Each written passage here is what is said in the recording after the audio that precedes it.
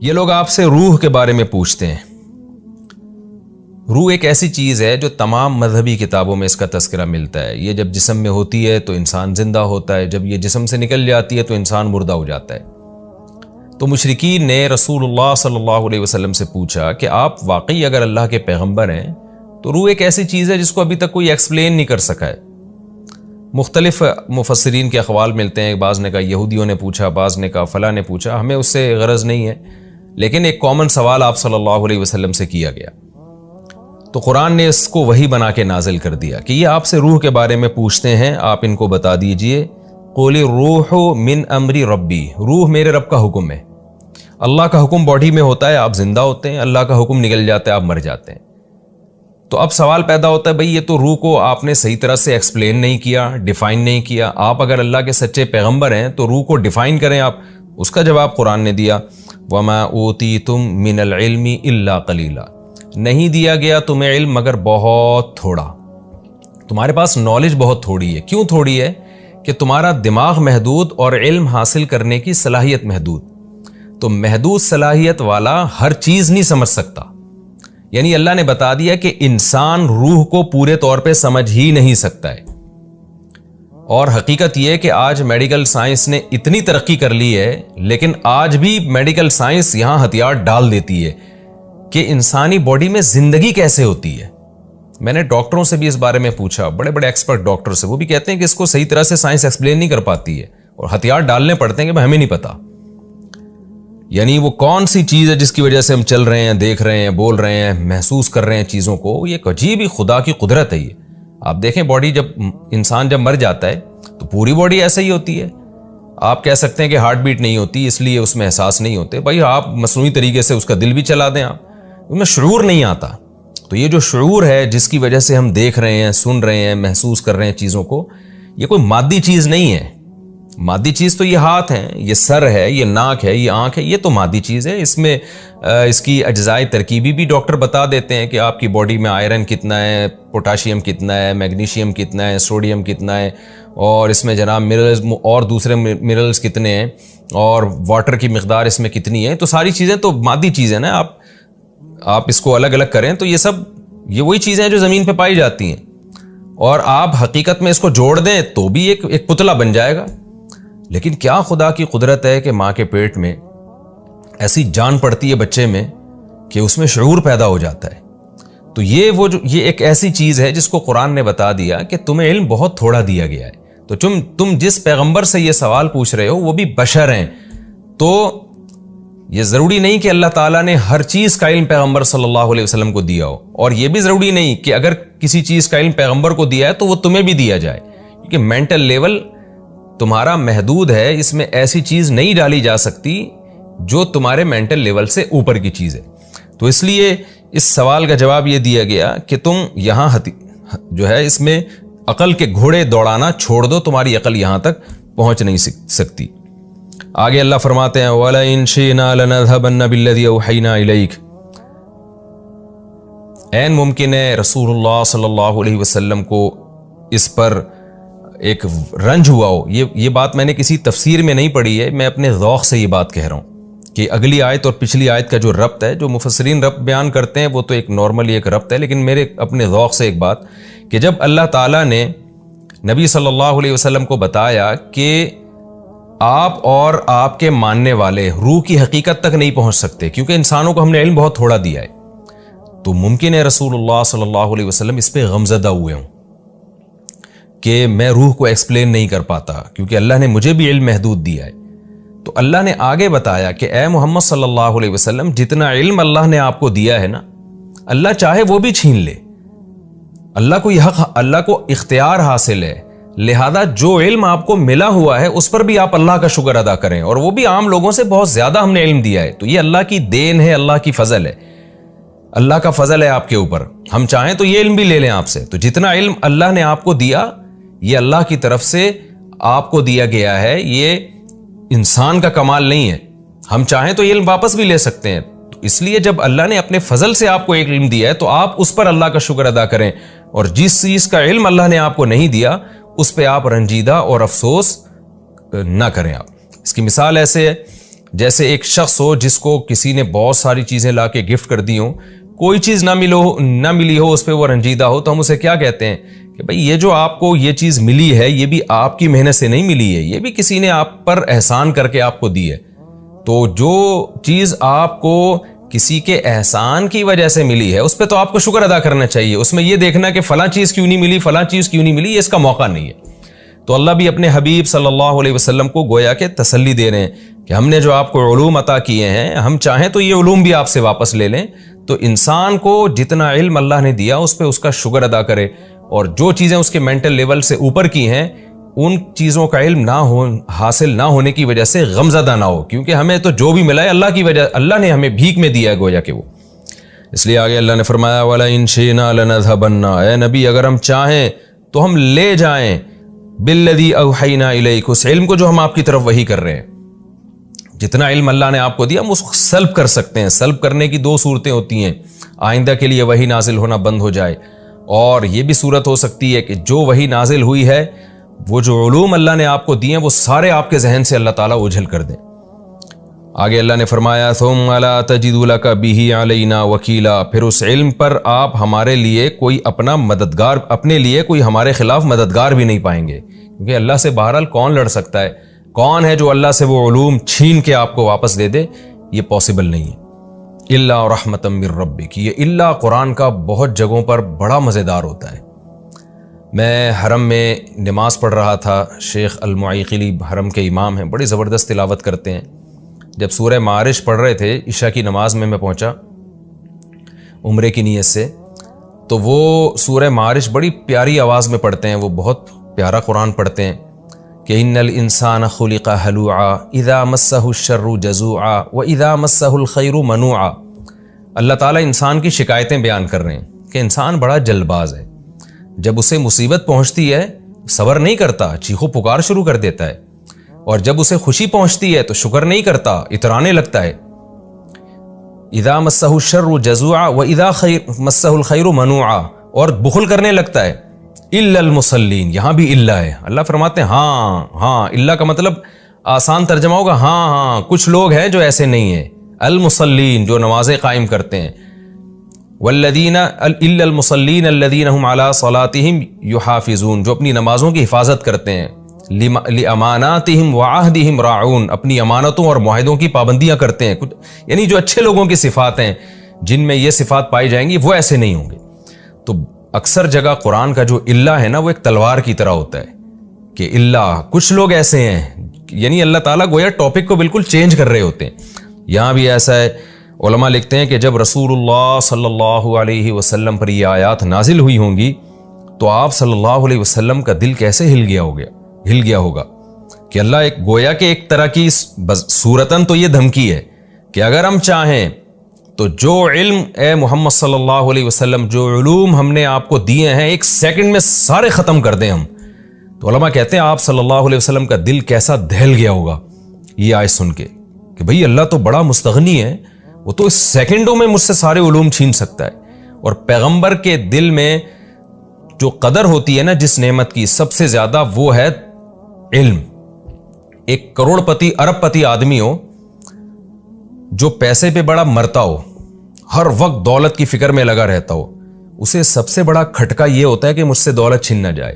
ایسے موقع پہ حکومت، کوئی پاورفل ریاست اس سے آ کے کہے یا بادشاہ اس سے آ کے کہے کہ میں چاہوں تو سیکنڈوں میں تمہاری دولت تم سے چھین لوں، تو آپ سوچئے جو سیٹ جس کے دل میں پیسے کی محبت ہے وہ ویسے ہی ہر وقت ڈرا رہتا تھا جیسے کہ دولت مند لوگ ڈرتے ہیں، جس چیز سے انسان کو محبت ہوتی ہے نا اس کے بارے میں خوف ہوتا ہے کہ چھن نہ جائے، تو وہ پہلے ہی ڈرا بیٹھا تھا کہ یار یہ کہیں اتنی بڑی نعمت مجھ سے چھن نہ جائے، اوپر سے ایک بادشاہ یہ پیغام بھجوا دے کہ میں جب چاہوں تم سے چھین لوں، یہ سب میرے اختیارات میں ہے، تو کیسا ڈر جائے گا، اور وہ تو یعنی اور زیادہ ڈپریشن میں چلا جائے گا۔ تو پیغمبروں کی نظر میں جو سب سے بڑی اور ویلیویبل نعمت ہے نا وہ علم ہے۔ پیغمبر دولت پہ نہیں مرتے، وہ تو دنیا کو مسافر خانہ سمجھتے ہیں۔ تو سوچئے جب رسول اللہ صلی اللہ علیہ وسلم کو اللہ نے یہ آیت سنائی اور آپ پر یہ آیت نازل کی کہ اے محمد صلی اللہ علیہ وسلم اگر ہم چاہیں تو سیکنڈوں کے اندر یہ سارے علوم آپ سے چھین لیں، اور پھر آپ کوئی مددگار بھی نہیں پائیں گے اپنا جو ہم سے یہ علوم لے کر آپ کو دے دے. تو کیسی بجلی گری ہوگی سید الانبیاء صلی اللہ علیہ وسلم کے دل پر. اس لیے اللہ نے اللہ کی تلوار چلا دی کہ اے محمد آپ غم نہ کیجئے، الا رحمتا من ربک، ہاں تیرے رب کی رحمت، ان فضلہ کان علیک کبیرا، واقعی اس کا فضل تیرے اوپر بہت زیادہ ہے. کیا مطلب؟ جس پر اتنا زیادہ فضل ہو اور تیرے رب کی رحمتیں بھی ہوں تو وہ پھر علوم دینے کے بعد چھینتا نہیں ہے. تو علماء کہتے ہیں اس اللہ کی تلوار جو چلی ہے نا، اس سے سید الانبیاء صلی اللہ علیہ وسلم کو تسلی حاصل ہوئی ہے کہ میرا رب مجھ سے چھینے گا نہیں ہے، کیونکہ اللہ نے کہہ دیا اللہ رحمت من ربک، تیرے رب کی رحمت. ہاں اگر تیرے رب کی رحمت ہو تو پھر یہ نہیں ہوگا. اور اگلی آیت میں بتا دیا کہ رحمت ہوگی. کیوں؟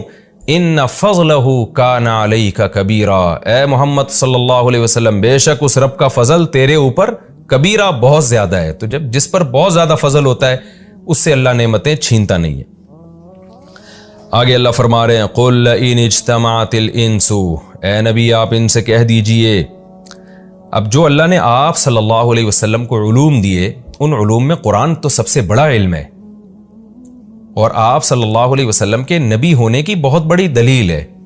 تو مشرکین، آپ کو پتہ ہے نا پچھلے سے پچھلے رکوع میں کیا وہ تانے دیا کرتے تھے مشرکین کہ آپ صلی اللہ علیہ وسلم کی نبوت پر اعتراض کیا کرتے تھے. جیسے سورہ بنی اسرائیل میں آیا کہ ان تتبعون الا رجلا مسحورا، تم تو ایک معاذ اللہ ایسے شخص کی اتباع کر رہے ہو جس پہ جادو ہو گیا ہے. تو اس طرح کی باتیں کرتے تھے.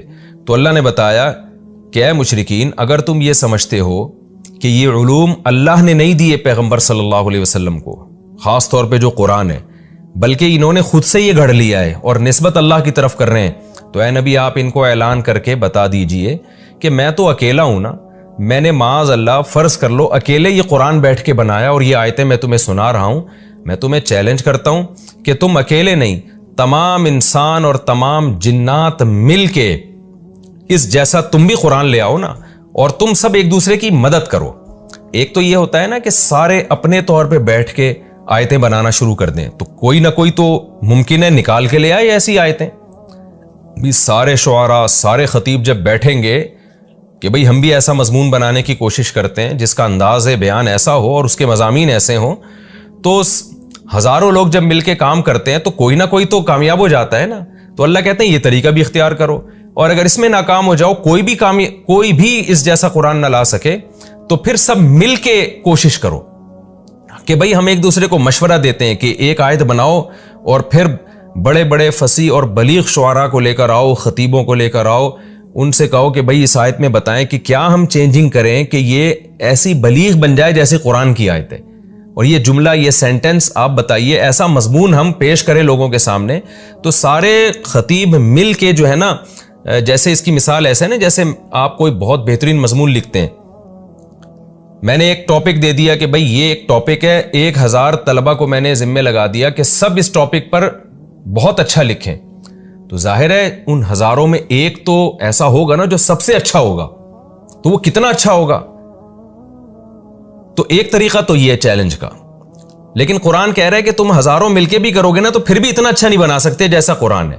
اور ایک طریقہ یہ، میں ایک ٹاپک دیتا ہوں اور 1000 طلبہ کے ذمہ لگاتا ہوں کہ تم سب مل کے ایک ٹاپک لکھو. لہذا جو الگ الگ ٹاپک پر جب تم نے مضمون لکھا ہے تو سب ایک دوسرے کو سے کریکشن کرواؤ، اور کریکشن کر کے بلاغت کی انتہا تک پہنچا کے ایک مضمون لے کر آؤ. تو سارے مل کے بھی ایک مضمون ایسا نہ بنا سکیں تو سوچئے کہ پھر یہ چیلنج کتنا بڑا چیلنج ہوگا. یعنی سب مل کے آپس میں بیٹھ کے مشورہ کریں، بھئی یہ جو ہم نے اس ٹاپک پر جو مضمون لکھا ہے، دوسرا کہے اس میں یہ خرابی ہے، اس جملے کو یوں کر لو تو زیادہ بہتر ہو جائے گا. سب کے مشورے شامل ہو کے بھی ایک ایسا مضمون نہ لکھا جا سکے تو یہ کتنی بڑی شکست ہوگی. تو قرآن دونوں طرح کے چیلنج یہاں پیش کر رہا ہے. قل اے نبی ان سے کہہ دیجئے لئن اجتمعت الانس والجن علی ان یأتوا بمثل هذا القرآن، اگر جمع ہو جائیں انسان اور جنات علی اس بات پر ان یأتوا بمثل هذا القرآن کہ اس جیسا قرآن لے کر آ جائیں، یعنی کتاب لے کر آ جائیں، لا یأتون بمثلہ تو نہیں لا سکتے. یہ بھی عجیب بلاغت ہے قرآن کی. ایک تو آپ جب کسی کو چیلنج کرتے ہیں تو چیلنج کا ایک طریقہ یہ ہوتا ہے کہ آپ اس کو چیلنج دے دیتے ہیں کہ تم کر کے دکھاؤ. اگر تم نے کر لیا تو ہم ہار مان جائیں گے، اور اگر نہیں کر سکے تو مان لینا کہ بھئی ہم جیتے تم ہارے۔ لیکن ایک چیلنج وہ ہوتا ہے، خبر دی جاتی ہے کہ ہم پہلے سے بتا رہے ہیں کہ یہ پاسبل نہیں ہے۔ جب آپ کو اپنی فتح کا 100% یقین ہوتا ہے نا، تو پھر آپ کے چیلنج کا اسٹائل اور انداز یہ ہوتا ہے کہ بھئی میں تمہیں چیلنج کر رہا ہوں اور میں تمہیں پہلے بتا دوں کہ 100% ہارنا تم ہی نے ہے۔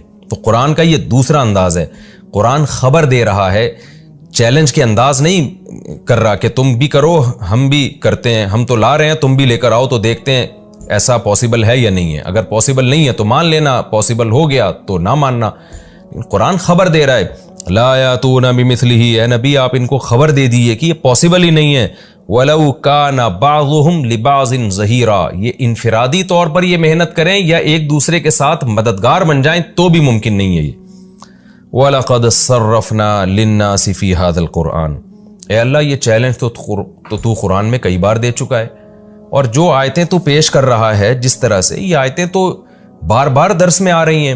تو اس کا قرآن نے جواب دیا، البتہ تحقیق ہم نے لوگوں کے لیے، انسانوں کے لیے اس قرآن میں آیتوں کو پھیر پھیر کے بیان کیا ہے۔ پھیر پھیر کا مطلب مختلف انداز سے انہی مضامین میں تکرار کی ہے، اس کو ریپیٹ کیا ہے، تاکہ لوگوں کی سمجھ میں بات آئے، تاکہ لوگ اس پر ایمان لے کر آئیں۔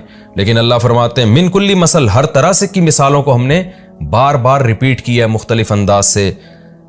صرفنا کا معنی ہوتا ہے مختلف انداز سے پھیر پھیر کے بیان کرنا۔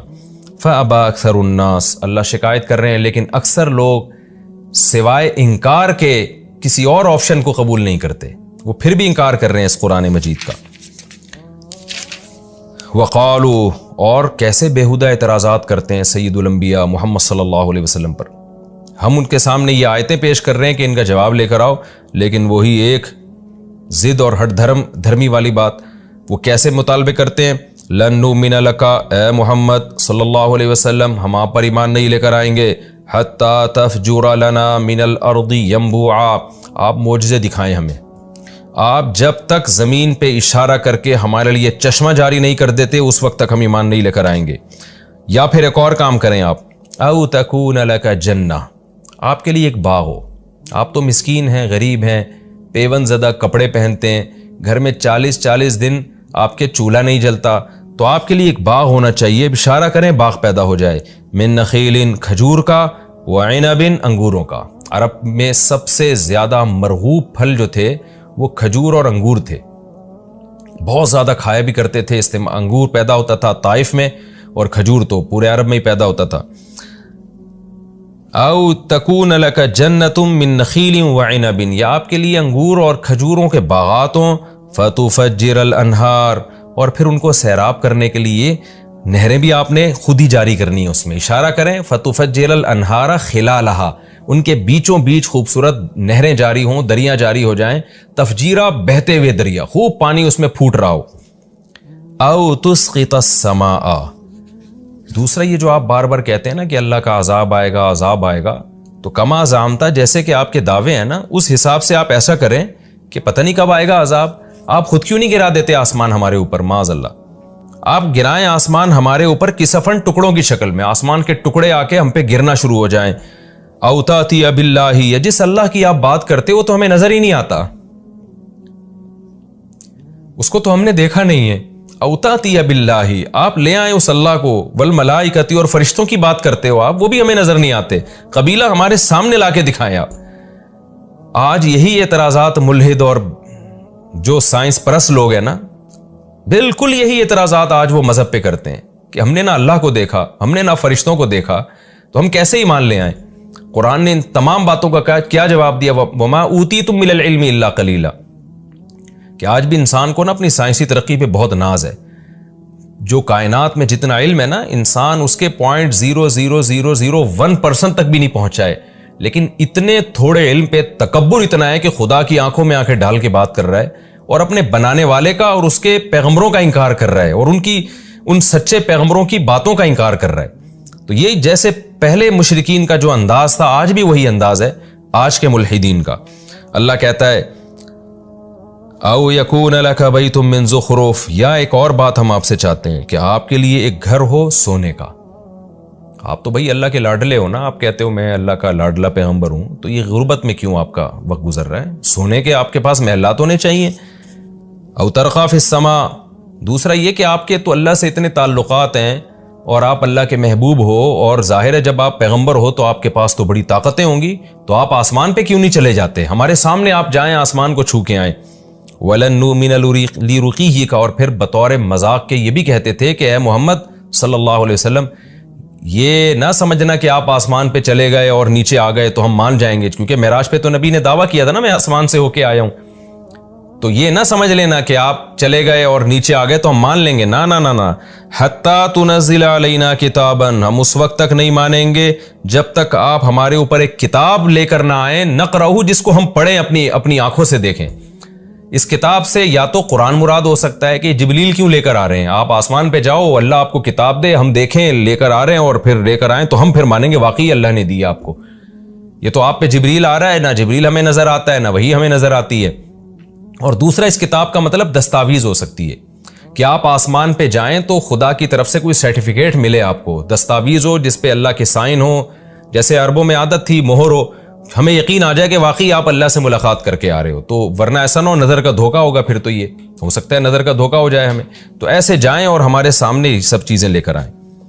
تو ہمارے نبی کو اللہ حکم دے رہا ہے کہ ان سب باتوں کا ایک جواب دیں. آپ کیسے آرے چلتے ہوں گے رسول اللہ صلی اللہ علیہ وسلم کے دل پہ جب ایسے بیہودہ اعتراضات ہوتے ہوں گے, اور نبی کا ویژن کتنا کلیئر جب ایسے مطالبے کیے گئے.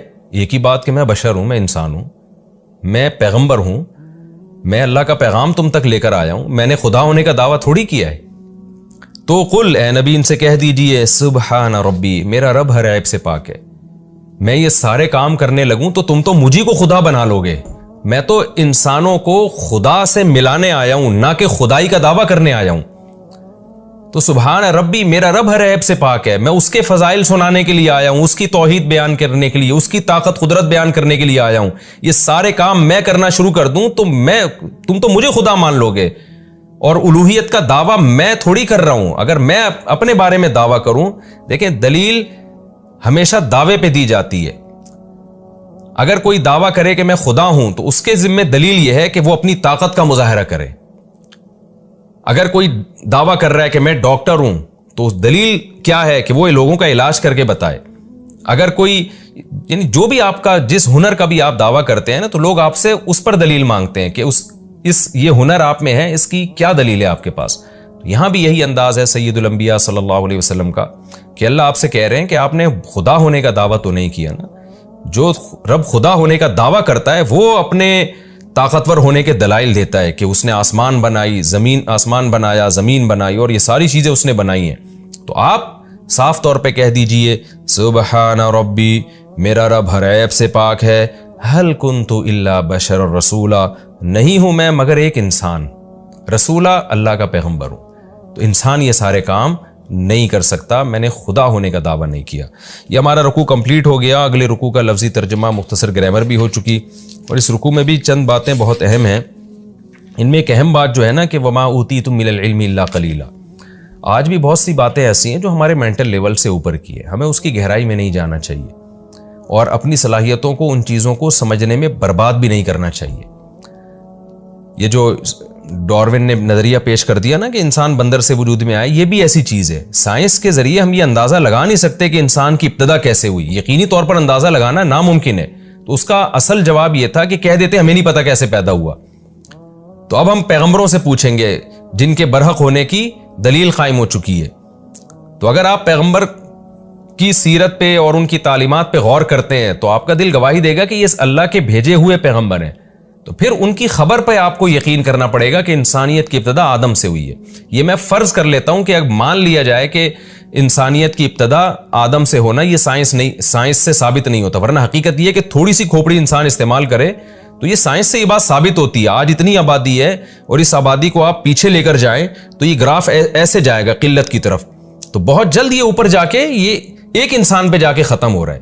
گراف کے ذریعے کتنی چیزوں کو سمجھایا جاتا ہے نا, کہ جیسے سائنسدان کہتے ہیں نا بگ بینگ تھیوری کہ یہ کائنات پھیل رہی ہے, تو پھیلنے سے اندازہ ہوا کہ کسی وقت سکڑی ہوئی تھی یہ, تو یہ سائنس سے ہی ثابت ہوا ہے کہ یہ سکڑی ہوئی تھی, بعد میں پھیلی ہے کیونکہ پھیلتی چلی جا رہی ہے. اس کا مطلب جتنا ہم ماضی میں جائیں گے سمٹتی چلی جائے گی. تو انسان کا جو گروتھ ریشو ہے وہ بڑھتا چلا جا رہا ہے.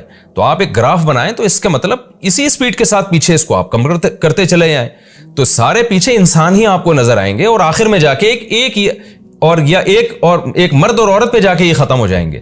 2 اور 2 4 کی طرح بات ہے, لیکن کیسے خدا کے بغاوت ہے اور کیسے خدا کا انکار اور خدا کی تعلیمات کے انکار میں انسانوں نے کیسے فضول نظری اور فلسفے گھڑے ہیں تاکہ خدا کو اپنی ڈکشنری سے نکالیں.